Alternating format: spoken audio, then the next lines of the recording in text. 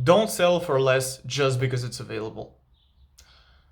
This sentence is valid in your life and in your relationships, especially in your relationships. When you decide to go for something you know it's not exactly as you wish, or you don't make a move to basically change it so that it's exactly what you want, and you just settle for something because it is there, it's easy, it's accessible, and it's going to provide you some good feelings, then on the long term it's going to hurt you. For one simple reason is that there is no bigger and stronger pain than getting down the road and thinking, what if?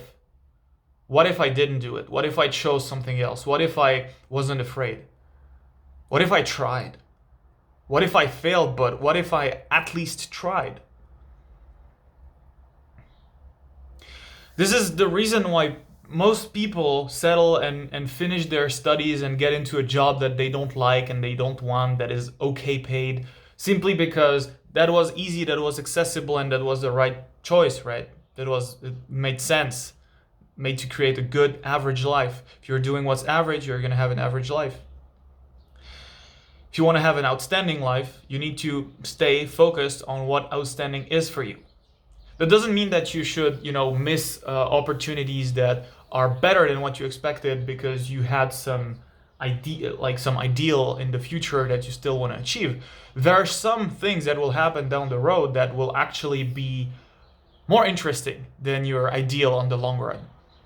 And this is actually how I think relationships should happen. You should have a very clear idea of what is your the thing you want in your life as far as relationships are concerned, and that means being very clear on how you want the relationship to be sexually, emotionally, professionally, freedom-wise, and having a very good idea of what you want. But let that partner that will be the one that will live that with you come as a very good surprise. I started this video by saying don't settle for less just because it's available. When it's more, go for it. It will change what you want on the long run to make it even bigger, even better. Happiness comes with growth.